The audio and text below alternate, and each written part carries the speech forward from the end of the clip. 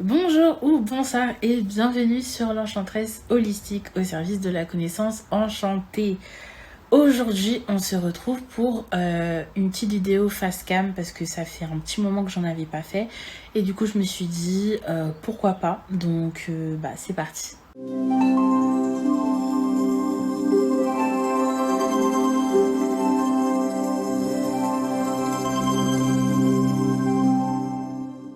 Alors, on va faire un petit point update en fait.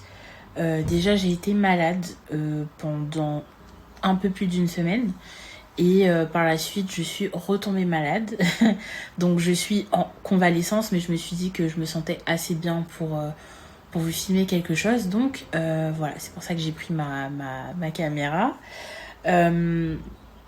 Ouais, j'ai été malade, j'étais assez fatiguée, donc j'ai posté sur TikTok et Instagram et YouTube Shorts. Donc si vous me suivez pas sur TikTok et Instagram, je vous invite à le faire. Ça va s'afficher juste ici. J'ai posté pas mal de petites vidéos et en fait à chaque fois que je poste des vidéos, la plupart du temps c'est très spontané. Et du coup, c'est des réflexions en fait que je me fais pendant la semaine ou pendant la journée et je les partage avec vous. Et en fait, les podcasts, c'est vraiment un format. Donc, si vous ne savez pas, j'ai un podcast qui s'appelle État d'être. Donc, voilà, vous pouvez aller écouter sur YouTube et sur SoundCloud. Le format du podcast, c'est vraiment un format pédagogique dans le but de parler de la théorie et de démystifier en fait certaines choses par rapport à la sphère de l'ésotérisme, de la spiritualité et également du mieux-être. Donc je ne vous ai pas oublié pour le prochain épisode qui arrive très très vite. Le sujet sera du coup la psycho-spirituelle parce que c'est quelque chose qui est quand même assez important et dont on ne parle pas beaucoup parce que je pense qu'on n'a pas forcément connaissance de ce phénomène. Et donc, je vous laisse le doute, je laisse le doute planer parce que du coup, je vais pas l'expliquer ici forcément. Mais en tout cas, c'est le sujet du prochain podcast, donc ça arrive très très vite. Là, aujourd'hui, j'avais beaucoup envie de parler de l'énergie sexuelle parce que c'est une des énergies qui nous constitue et je pense que on l'oublie assez facilement parce que dès qu'on parle de sexe, de sexualité, on parle beaucoup de pratiques et tout ce qui s'ensuit alors qu'en fait non, pas forcément. Donc je voulais faire un petit point par rapport à ça. Du coup je dirais qu'il y a 3 énergies qui nous constituent. L'énergie sexuelle, l'énergie vitale et l'énergie spirituelle. Dans l'énergie vitale, on a, on va dire, 2 catégories, donc l'énergie physique et l'énergie psycho-émotionnelle. Voilà. L'énergie vitale, forcément, c'est ce qui nous fait être en santé, être en bonne santé, que ce soit mentale, que ce soit au niveau du cœur ou que ce soit au niveau du corps. Donc voilà. Donc l'énergie sexuelle qui nous fait créer et procréer. Et puis il y a l'énergie spirituelle qui nous fait nous connecter en fait. Voilà, à l'univers, aux autres, à nous-mêmes, à notre moi profond, à notre âme, à nos ancêtres. Enfin voilà, c'est tout ce qui est de l'ordre de l'invisible. Du coup, la plupart du temps, on est au courant de l'énergie vitale parce que on va chez les médecins depuis qu'on est petit, on fait des vaccins, on fait des rappels, on se pèse, on mange 5 fruits et légumes par jour, on fait du sport, voilà, donc l'énergie vitale, on la maîtrise, on sait qu'elle existe, et l'énergie spirituelle également, après ça dépend bien sûr de l'éducation, de l'entourage, etc. et des croyances. Souvent, on sait qu'il existe des religions, qu'on y participe activement ou pas, on sait également que, il y a également des dérives sectaires, et puis il y a des personnes qui sont détachées des dogmes religieux et qui ont une spiritualité. Donc tout ça, on est au courant, qu'on y croit ou pas. Donc on donne du crédit en tout cas à l'énergie vitale et l'énergie spirituelle. Mais souvent, on oublie l'énergie sexuelle. Pourtant, c'est une des premières énergies qui se forment en nous. Même si les 3 sont fortement liées, je tiens à préciser, elles sont vraiment interconnectées. Donc, on ne peut pas, entre guillemets, être déséquilibré dans une sans que les 2 autres ne le soient. La plupart du temps, les 3 sont touchés. Mais en tout cas, l'énergie sexuelle, c'est ce qui nous a fait naître déjà. Donc nos parents qui ont du coup procréé. Et puis en grandissant, forcément, on développe la nôtre. Donc l'énergie sexuelle, on peut parler de sexualité, de sexe et aussi de création, de créativité. Le fait de matérialiser des choses, donc on peut aussi parler de la manifestation. Voilà, l'énergie sexuelle en fait elle englobe beaucoup de choses. Du coup l'énergie sexuelle elle est associée au chakra sacré. Donc je vais pas rentrer dans les détails par rapport au chakra parce qu'il y en a plus de 200 qui se situent sur les différents méridiens et les nadis. Mais en tout cas, on en compte 7 principaux qui sont ceux généralement les plus connus des personnes qui s'intéressent à l'énergétique. Et donc le deuxième chakra, c'est le chakra sacré qui est relié à un plexus qui se situe au niveau des parties génitales. Donc il est entre le nombril et les parties génitales, plus précisément. Et forcément, il est juste après le chakra racine. Donc, d'office, les deux sont liés. De manière très succincte, mais sont liés quand même. Et je vais même aller plus loin. Je vais dire que les 7 principaux sont interconnectés entre eux et des connexions différentes. Par exemple, le chakra sacré, il est lié au chakra gorge. Parce que en termes de créativité et de création, on peut avoir l'impulsion qui vient du chakra sacré, mais si le chakra gorge il est bloqué ou il est en hypoactivité, on va avoir du mal déjà à verbaliser les projets et à les créer parce que le verbe est créateur.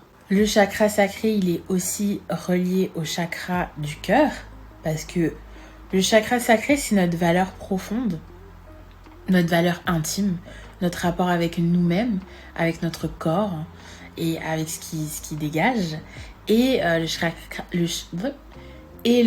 cœur, c'est le chakra qui est dans l'échange avec les autres, au niveau de l'amour, de la façon dont on montre notre affection et de la façon dont on le reçoit.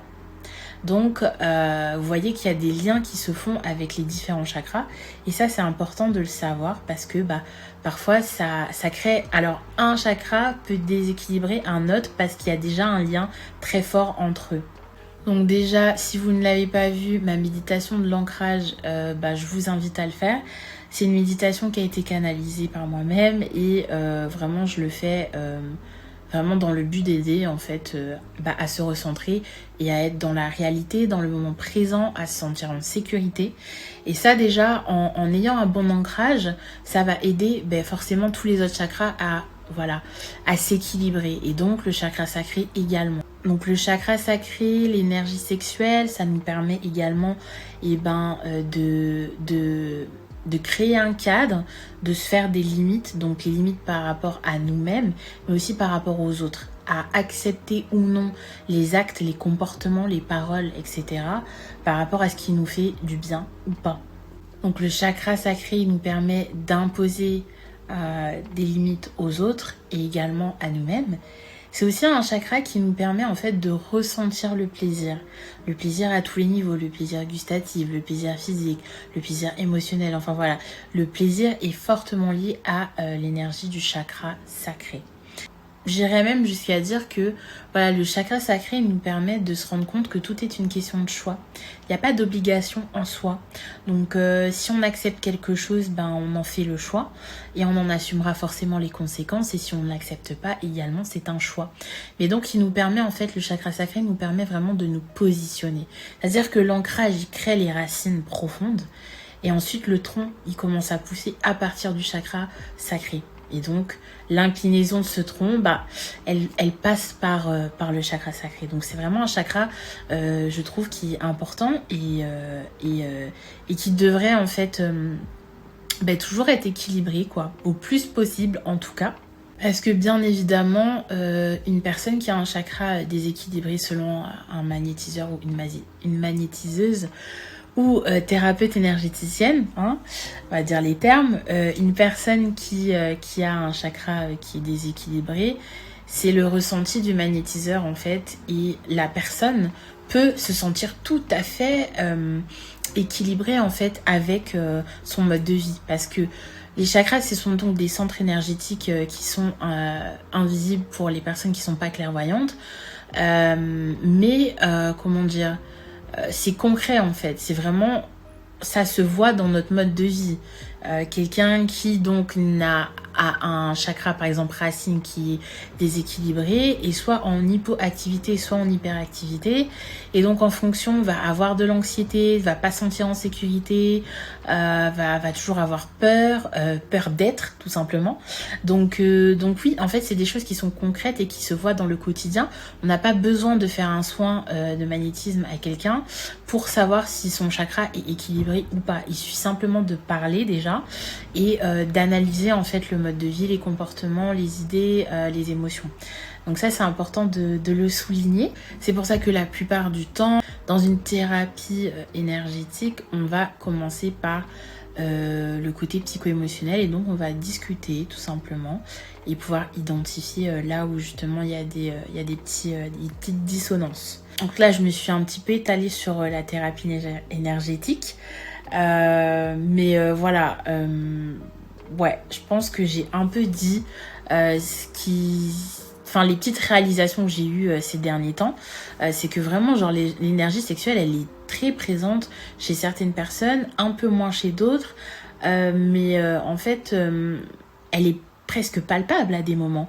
Le niveau de sensualité et de sexualité d'une personne, je sais pas si c'est parce que moi je suis très sensible, mais on peut le sentir quoi. Donc vraiment par exemple les artistes ils sont très créatifs, ils ont beaucoup de créativité à revendre, et en fait l'art c'est de l'énergie sexuelle en fait. L'art c'est clairement de l'énergie sexuelle, les chansons, les musiques, tout ça c'est de l'énergie sexuelle en fait. C'est juste que ça a été tellement théorisé, on oublie que ça part de l'impulsion du chakra sacré en fait. Donc quand on commence à voir ça, c'est hyper intéressant de se faire des petites réflexions quoi. Donc voilà, j'avais un peu envie de partager ça avec vous aujourd'hui. Et du coup voilà, je voulais simplement expliquer un petit peu les rouages des différents chakras, et notamment surtout du chakra sacré aujourd'hui. Mais voilà, par la suite on pourra parler évidemment des autres chakras qui sont aussi qui sont tout aussi importants en fait dans l'équilibre global d'une personne. Et en fait c'est vraiment un petit rappel pour vous dire que c'est vraiment important de savoir du coup maîtriser son énergie sexuelle, parce qu'elle nous permet de faire beaucoup de choses, de créer des choses, d'entreprendre des choses, de réaliser des choses, de matérialiser des choses, et ça c'est vraiment important. Et il faut pas la sous-estimer, il faut savoir accepter aussi d'avoir des moments de plaisir, ça fait du bien, que ce soit au mental, au corps, au cœur. Et voilà, il faut juste bien choisir les échanges qu'on a, donc que ce soit du coup des échanges sexuels, des échanges physiques, émotionnels, ou même des collaborations, hein. Faut vraiment que ça soit aligné avec qui on est et ce qu'on veut en fait. Donc vraiment tout est une question de choix, d'équilibre et d'alignement. Voilà. Et donc le chakra sacré fait aussi partie de cet alignement. Et puis il s'appelle sacré, c'est pas pour rien quoi, c'est vraiment le chakra sacré. Donc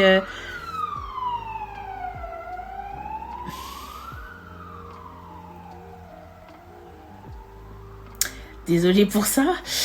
Donc je disais oui, le chakra sacré c'est vraiment le chakra sacré quoi. Donc il est important, et je pense qu'il faut lui donner une valeur, et il faut se donner forcément de la valeur, pouvoir se respecter et respecter autrui évidemment. Donc voilà, c'était juste les petits mind-blowing moments of the day. Donc voilà, j'espère que vous allez passer une super journée, que vous allez pouvoir avoir des échanges par rapport à ce thème-là avec votre entourage.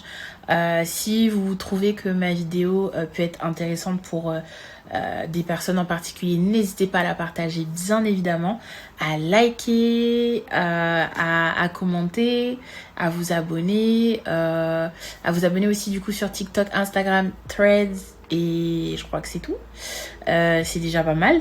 Donc voilà, n'hésitez pas vraiment à échanger. Je suis vraiment là pour être dans l'échange avec vous.